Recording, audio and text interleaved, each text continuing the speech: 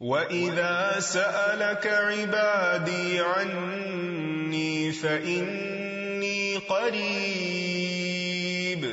أُجِيبُ دَعْوَةَ الدَّاعِ إِذَا دَعَانِ فَلْيَسْتَجِيبُوا لِي وَلْيُؤْمِنُوا بِي لَعَلَّهُمْ يَرْشُدُونَ. نحمده ونصلي على رسوله الكريم، اما بعد فاعوذ باللہ من الشیطان الرجیم، بسم اللہ الرحمن الرحیم، رب اشرح لي صدری ویسر لي امری واحلل عقدۃ من لسانی یفقہوا قولی. السلام علیکم ورحمۃ اللہ وبرکاتہ. ناظرین، پروگرام دعا کیجیے کے ساتھ آپ کی خدمت میں حاضر ہیں. آج ہم انشاءاللہ ازواج اور اولاد کے لیے کی جانے والی دعاؤں کے بارے میں بات کریں گے کہ قرآن و سنت میں ہمیں اس بارے میں کیا رہنمائی ملتی ہے. دعا ایسی چیز ہے جو انسان کی تقدیر کو بدل دیتی ہے. عام طور پر ہم اپنے خاندانی زندگی میں، گھریلو زندگی میں جب پریشان ہوتے ہیں تو ہم سمجھتے ہیں کہ شاید یہ مشکلات زندگی کا حصہ ہیں اور ان میں کبھی کوئی تبدیلی نہیں ہو سکتی. حالانکہ اللہ سبحانہ وتعالی کے لیے کسی بھی چیز کو بدلنا کچھ بھی مشکل نہیں. بعض اوقات ہمیں شیطان یہ وسوسہ ڈالتا ہے کہ یہ چیز تمہاری تقدیر میں لکھ دی گئی تھی، اس لیے اب اس سے کوئی نجات کا راستہ نہیں. حالانکہ حدیث میں واضح طور پر آتا ہے، رسول اللہ صلی اللہ علیہ وسلم نے فرمایا، کوئی چیز تقدیر کو بدل نہیں سکتی سوائے دعا کے، اور کوئی چیز عمر میں اضافہ نہیں کرتی سوائے نیکی کے. یعنی اگر انسان دوسروں کے ساتھ خیر و بھلائی کرتا رہتا ہے تو یہ چیز اس کے عمر میں اضافے کا ذریعہ بنتی ہے. جیسا کہ ہم نے پہلے بھی ذکر کیا تھا کہ دعا کی قبولیت کے لیے ضروری ہے کہ پہلے ہم اللہ سبحانہ وتعالی کی تعریف بیان کریں. اللہ سبحانہ وتعالی کی تعریف کے بے شمار کلمات ہیں جو نبی صلی اللہ علیہ وسلم نے ہمیں سکھائے ہیں.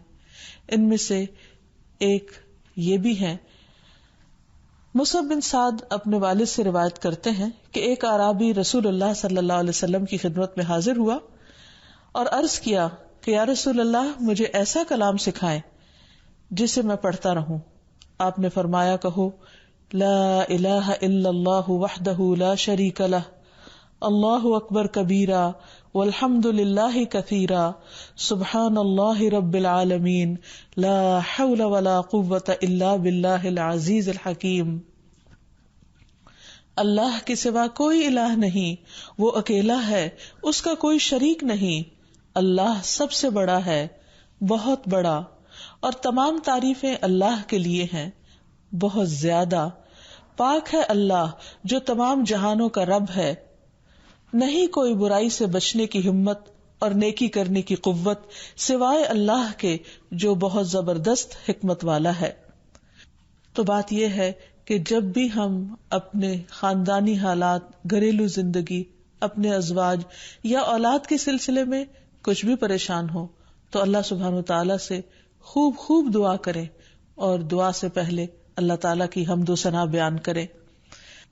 جہاں تک ازدواجی زندگی کا تعلق ہے تو اللہ سبحانہ وتعالی نے شوہر اور بیوی کا رشتہ باہم ایک دوسرے سے سکون حاصل کرنے کے لیے بنایا ہے. اور اگر گھریلو زندگی میں دونوں کے درمیان سکون ہی نہ ہو، کوئی خوشی ہی نہ ہو، باہم محبت اور رحمت ہی نہ ہو تو زندگی ویران ہو کر رہ جاتی ہے. اللہ سبحانہ وتعالیٰ قرآن مجید میں شادی کی حکمت کو بیان کرتے ہوئے فرماتے ہیں، وَمِنْ آيَاتِهِ أَنْ خَلَقَ لَكُم مِّنْ أَنفُسِكُمْ أَزْوَاجًا لِتَسْكُنُوا إِلَيْهَا وَجَعَلَ بَيْنَكُم مَّوَدَّةً وَرَحْمَةً إِنَّ فِي ذَلِكَ لَآيَاتٍ لِقَوْمٍ يَتَفَكَّرُونَ. اور اس کی نشانیوں میں سے ایک یہ ہے کہ اس نے تمہاری ہی جنس سے تمہارے لیے بیویاں پیدا کی تاکہ تم ان کے پاس سکون حاصل کرو، اور تمہارے درمیان محبت اور رحمت پیدا کر دی. غور و فکر کرنے والوں کے لیے اس میں کئی ایک نشانیاں ہیں. یعنی اللہ سبحانہ وتعالی نے تو فطری طور پر انسان کے اندر ایک دوسرے کے لیے کشش رکھی ہے، محبت رکھی ہے، لیکن اگر وہ کسی وجہ سے ختم ہو گئی ہے یا موجود نہیں ہے تو یہ بھی انسان کی زندگی میں ایک بہت بڑا دکھ اور آزمائش ہوتی ہے. تو اس سے نکلنے کے لیے اللہ تعالیٰ کی مدد اور اس کا سہارا لینا چاہیے، اور کسی بھی غلط قسم کے کام سے بچتے ہوئے اللہ تعالیٰ سے عاجزی کے ساتھ گڑ گڑا کر اس رشتے کی محبت اور خوشی کے لیے دعائیں کرنی چاہیے. پہلی بات تو یہ ہے کہ شادی سے پہلے ہمیں اسلام نے اچھے رشتوں کے انتخاب کا ایک معیار دیا ہے. مثلاً شوہر کے انتخاب کے لیے جو ہمیں حدیث ملتی ہے اور نبی صلی اللہ علیہ وسلم نے جو کرائیٹیریا دیا ہے اس میں آتا ہے کہ اگر تمہارے پاس کوئی ایسا شخص نکاح کا پیغام بھیجے جس کے دین اور اخلاق سے تم مطمئن ہو تو اس سے اپنی بیٹی کا نکاح کر دو. اگر ایسا نہیں کرو گے تو زمین میں فتنہ اور زبردست فساد برپا ہوگا. تو اس حدیث سے یہ پتہ چلتا ہے کہ شادی سے پہلے انسان کو ضرور یہ دیکھنا چاہیے کہ جہاں وہ اپنی بیٹی کو بیاہ رہا ہے اس شخص کا اخلاق، کردار، مزاج کس قسم کا ہے. یعنی محض کسی دنیاوی فائدے یا کسی کے مال یا بظاہر زینت اور رونق کو دیکھ کر شادی نہیں کرنی چاہیے بلکہ دین کو معیار بنانا چاہیے. پھر اسی طرح لڑکی کے انتخاب میں بھی جو بات ہمیں بتائی گئی وہ یہی کہ لڑکی سے 4 چیزوں کی بنیاد پر شادی کی جاتی ہے، لیکن نبی صلی اللہ علیہ وسلم نے جو خاص طور پر تلقین کی وہ یہ ہے فاظفر بذات الدین تربت یداک، کہ تم دین والی کا انتخاب کرو تمہارا بھلا ہو.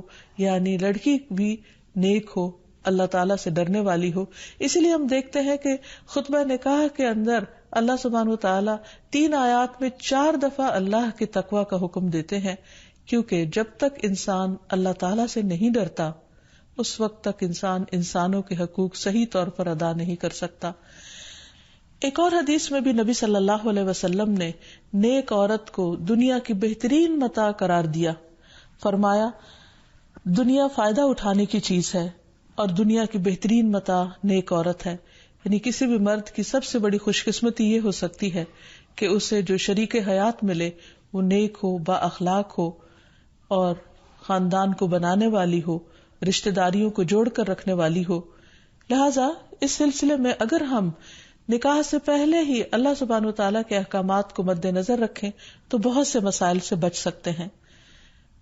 رشتے کے انتخاب کے بعد نکاح کرنے سے پہلے استخارہ کرنے کا بھی حکم دیا گیا. استخارہ دراصل کیا ہے کہ انسان اللہ تعالیٰ سے خیر مانگتا ہے کہ یا رب اگر اس جوڑ میں بھلائی ہے، خیر و برکت ہے تو اس کام کو ہمارے لیے آسان کر دے، اور اگر خیر و بھلائی کہیں اور ہے تو ہماری رہنمائی اس طرف کر دے. استخارے کی باقاعدہ دعا نبی صلی اللہ علیہ وسلم نے سکھائی ہے اور صحابہ کہتے ہیں کہ آپ ہمیں قرآن کی سورت کی طرح یہ دعا سکھایا کرتے تھے. ہمیں بھی اس دعا کو یاد کر لینا چاہیے، نہ صرف یہ کہ شادی اور نکاح بلکہ دیگر مواقع پر بھی جب انسان زندگی میں کوئی اہم فیصلے کرنے جا رہا ہو تو اس دعا کو ضرور پڑھ لے.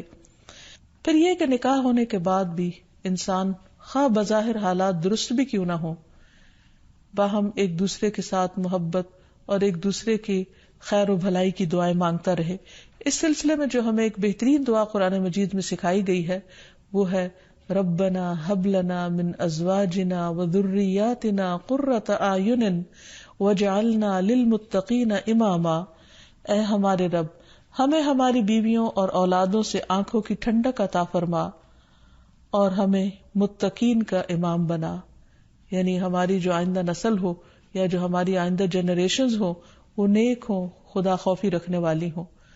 اور یہ کہ ہمیں اپنے ازواج سے اور اولاد سے آنکھوں کی ٹھنڈک دے، یعنی خوشی عطا کر کے ہم جب ان کو دیکھیں اور ان کی زندگی میں ان کو پھلتا پھولتا دیکھیں اور خوش دیکھیں تو ان کی خوشیوں سے ہمیں خوشیاں نصیب فرما. اسی طرح رسول اللہ صلی اللہ علیہ وسلم نے ایک اور دعا بھی سکھائی ہے کہ جس میں برے ساتھی اور ایسے شوہر یا ایسی بیوی سے پناہ مانگی گئی ہے کہ جو انسان کو وقت سے پہلے بوڑھا کر دیں.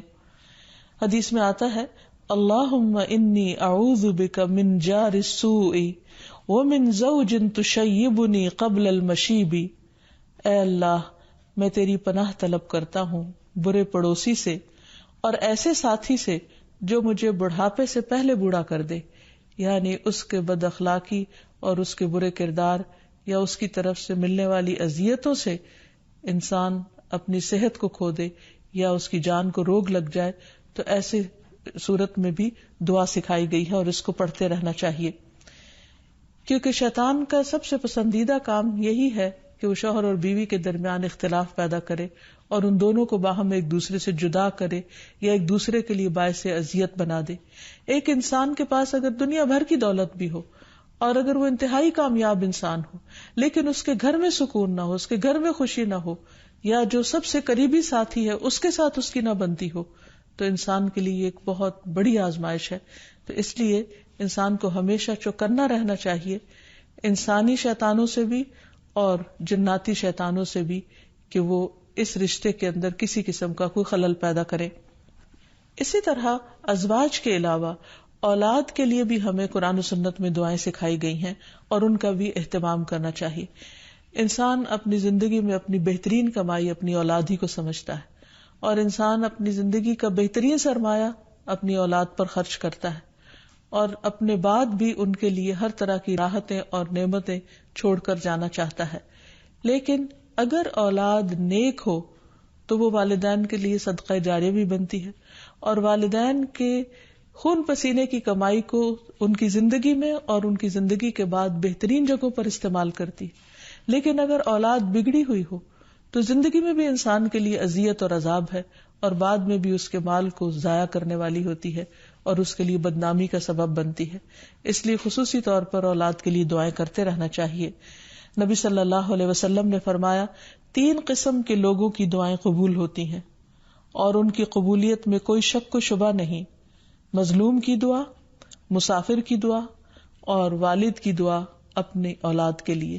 یعنی جب باپ اپنے بچوں کے لیے دعا کرتا ہے تو وہ دعا بھی قبول ہوتی ہے.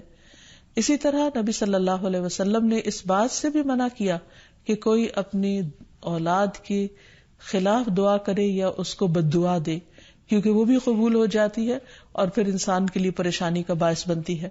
اس سلسلے میں نبی صلی اللہ علیہ وسلم نے فرمایا اپنی اولاد کو بد دعا نہ دو، ایسا نہ ہو کہ وہ اللہ کی طرف سے قبولیت کی گھڑی ہو اور وہ تمہارے لیے قبول کر لے. اور اگر انسان کی ایسی دعا قبول ہو جائے تو پھر انسان کے لیے سخت پریشانی کا باعث ہو سکتی ہے یہ بات. پھر اسی طرح یہ ہے کہ اگر کسی کی اولاد نہ ہو تو اس کے لیے بھی دعا سکھائی گئی ہے اور وہ دعا ابراہیم علیہ السلام کی دعا ہے جس میں وہ کہتے ہیں رب ہب لی من الصالحین، اے میرے رب مجھے نیک اولاد عطا فرما، صالح لوگوں میں سے عطا فرما. فبشرناہ بغلام حلیم، تو ہم نے اسے ایک بردبار بیٹے کی بشارت دی. یعنی اللہ سبحانہ وتعالیٰ نے ان کی دعا سن لی اور یہ دعا بہت عرصے کے بعد سنی گئی تھی لیکن بہرحال سن لی گئی. ابراہیم علیہ السلام اللہ کے دوست تھے اور مستجاب الدعوات تھے، ان کی دعائیں قبول ہوتی تھی. لیکن یہاں یہ بات بھی پتہ چلتی ہے کہ دعا کی قبولیت کا مطلب یہ نہیں کہ جس وقت انسان منہ سے کوئی بات نکالے اسی وقت پوری ہو جائے. اس کی پورے ہونے میں بعض اوقات کئی سال گزر سکتے ہیں، جیسے ہم دیکھتے ہیں یوسف علیہ السلام کے واقعے میں، ابراہیم علیہ السلام اور دیگر پیغمبروں کے سلسلے میں.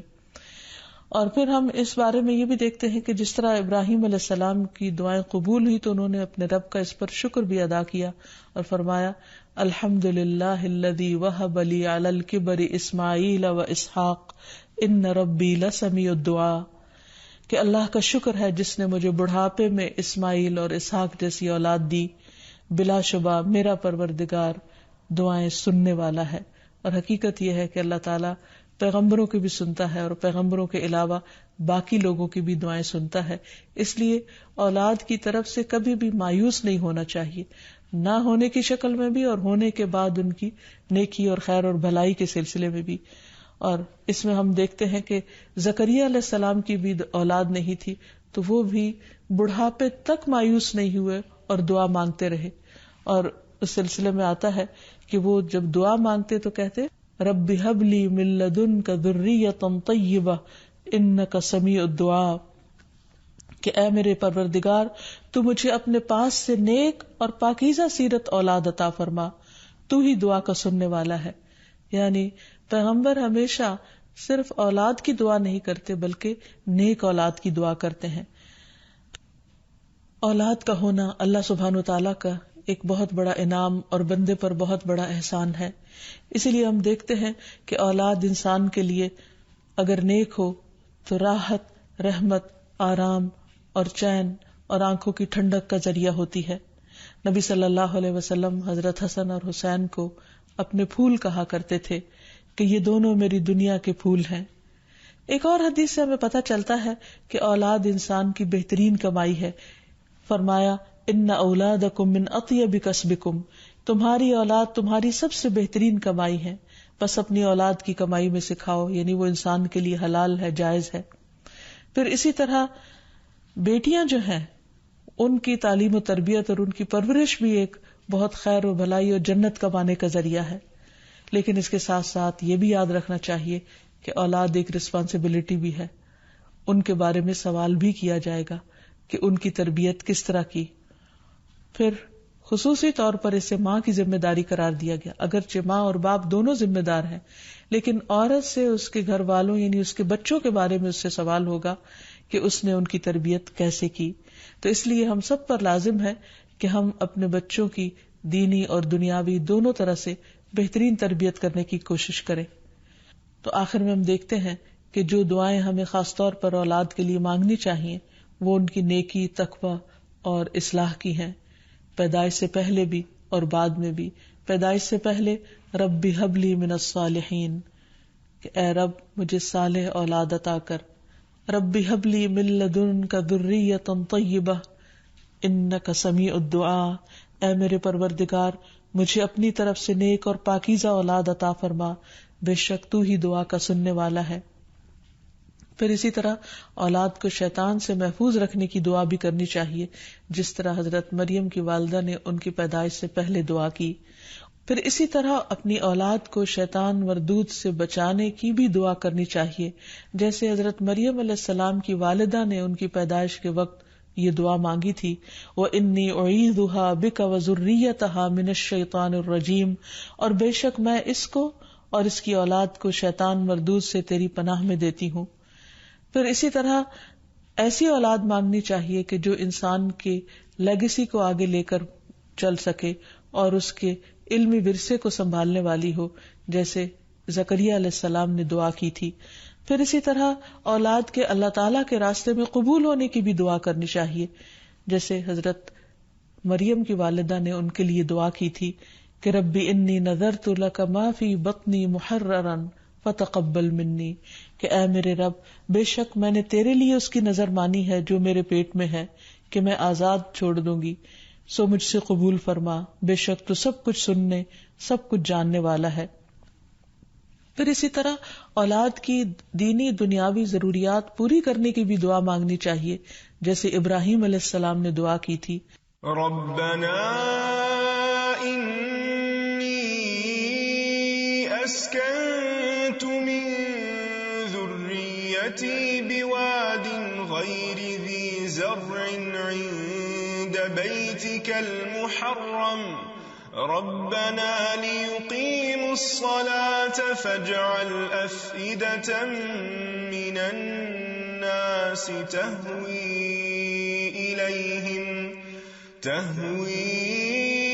إليهم وارزقهم من الثمرات لعلهم يشكرون۔